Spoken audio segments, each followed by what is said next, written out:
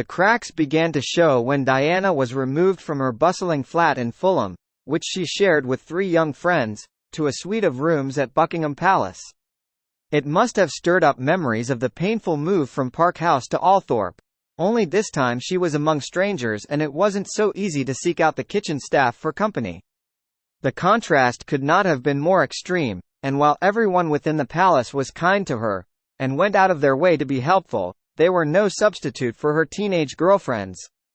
As one of them said, she went to live at Buckingham Palace and then the tears started. This little thing got so thin. She wasn't happy, she was suddenly plunged into all this pressure and it was a nightmare for her. "Is it all right if I call you Michael, like His Royal Highness does?" Diana asked Michael Colborne, a friendly father figure who was the prince's right-hand man and with whom she shared an office. "Of course," he said. "Will you call me Diana?" "No," said Colborne. "Certainly not. I appreciate what you've just said, but if it all works out you're going to be the Princess of Wales and I'll have to call you ma'am then, so we might as well start now." He wasn't being unkind, he was simply being truthful. She was joining a traditional, formal and hierarchical institution and, however close they came to members of the family, courtiers never allowed themselves to believe that they were anything other than servants. The adjustment was hard for a young girl who had spent hours sharing confidences with the kitchen staff at Althorpe. Who knows how she imagined life would be with Charles? She had never watched a couple play happy families. Her role models were probably taken from magazines and the idealized plots of the Barbara Cartland romantic novels she had grown up with. She certainly hadn't expected that marriage would leave her feeling so lonely. But she was marrying a man who was already heavily engaged in royal duties.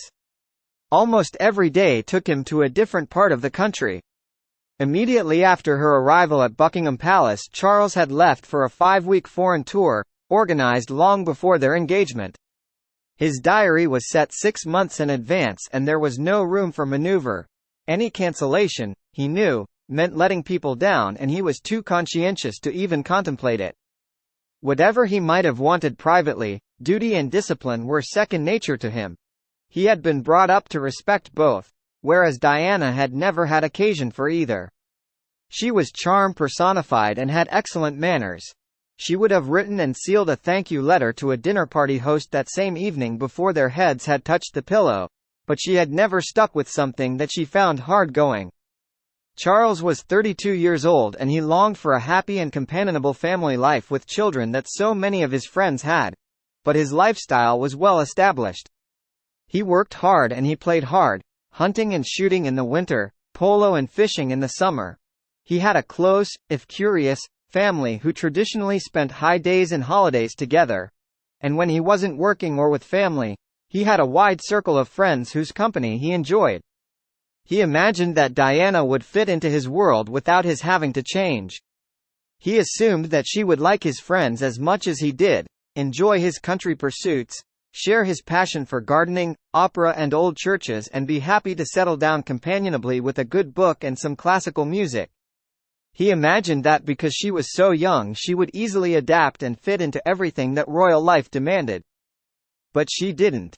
Despite having been brought up in the country, she was only 19 years old and, not surprisingly, was far happier in the city. She hated horses and had no interest in taking part in field sports. Like most teenage girls, she read trashy novels and magazines rather than literature and philosophy. She listened to pop rather than classical music, although she came to appreciate it and always loved ballet, and would much rather have spent a day gossiping over lunch with a friend, shopping or watching a good film than digging and weeding or sitting on a hillside with a sketchpad. Charles had little experience of putting himself in other people's shoes and was surprisingly naive. He didn't see that Diana might have a problem with his former girlfriend remaining in his circle of friends. As he saw it, he had chosen Diana as the one he wanted to marry and his romantic involvement with Camilla was over. It never crossed his mind that Diana might be suspicious that they were still involved or that he loved Camilla more than her. Finding a gold bracelet he had bought for her on Michael Colborne's desk was, in Diana's mind, all the proof she needed. It had a blue enamel disc with the initials GF, which stood for Girl Friday, his nickname for Camilla. Diana was convinced the entwined letters stood for Gladys and Fred, the names she thought they called each other, and felt nothing but rage, rage, rage. It was, however, one of several pieces of jewelry he had bought for special friends as a means of saying thank you for having looked after him in his bachelor years. Diana told Andrew Morton she had felt like a lamb to the slaughter as she walked up the aisle at St. Paul's Cathedral on their wedding day in 1981. Her sisters, Sarah and Jane, have told friends they will always feel guilty for not helping her when she said she wanted to back out at the 11th hour. Either way, there is no doubt that when the world thought they were witnessing a fairy tale and celebrated with abandon, both Charles and Diana knew that something was amiss. The honeymoon was hardly an intimate getaway à deux. After 3 nights at Broadlands, Lord Mountbatten's former home, where Charles had entertained previous girlfriends, they cruised the Mediterranean on the Royal Yacht Britannia, along with a crew of 256, a valet, a private secretary and an equerry.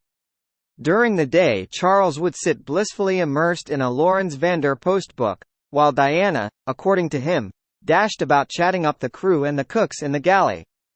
They would have seen a happy-go-lucky girl who made them all laugh. But Diana confided to friends that physically the honeymoon was a disaster, and beneath the cheerful exterior the old feelings of rejection were bubbling away. There were fearsome rows and rages and tears, and during the final stage of the honeymoon, spent at Balmoral stalking and fishing with family and friends, not many people's idea of a honeymoon, Diana had lost so much weight that Charles arranged for her to see a psychiatrist in London. Even her fingers were noticeably thinner, her wedding ring no longer fitted and had to be made smaller. The medical profession's understanding of eating disorders is imprecise even today. 30 years ago, when Diana first displayed symptoms, most people had never heard of anorexia or bulimia. As Diana said herself, all the analysts and psychiatrists you could ever dream of came plotting and trying to sort me out. Put me on high doses of Valium and everything else. But the Diana that was still very much there had decided it was just time. Patience and adapting were all that were needed. It was me telling them what I needed. They were telling me, pills. That was going to keep them happy. They could go to bed at night and sleep, knowing the Princess of Wales wasn't going to stab anyone. Prince Charles was dumbfounded. He hadn't the faintest idea what was the matter with the beautiful wife who was wasting away before his very eyes and who was so troubled. At one time she was so thin he thought she was going to die and he thought he must be responsible. That marriage to him was just too awful, or that he had destroyed her by bringing her into his bizarre way of life. He spoke to no one about the difficulties they were experiencing, but gradually became increasingly depressed and despondent.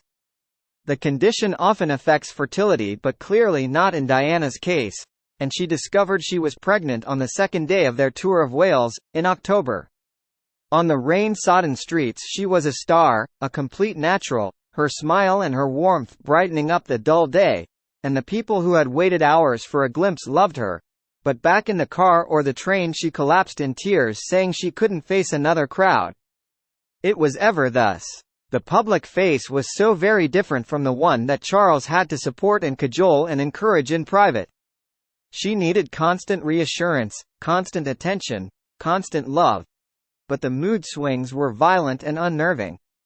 She went from cheerful and funny to brooding and sobbing, or furiously angry and screaming, in the blinking of an eye. Many were the times she cut herself until she bled profusely, and there were other instances of self-harm. She said herself that she had once hurled herself at a glass display cabinet and another time thrown herself down a flight of stairs. These were classic symptoms of the bigger problem, but 30 years ago self-harm was little understood and almost never spoken about. Charles had no idea how to cope. He did everything she asked. He got rid of loyal staff whom she said she didn't like, gave away the faithful dog she couldn't stand, and stopped seeing the friends she neither liked nor trusted. Nothing he did seemed to make Diana happy, and, not knowing what more to try, as often as not he simply walked away, which only exacerbated her feelings of isolation and abandonment. And while the birth of William initially brought fantastic elation, it didn't last.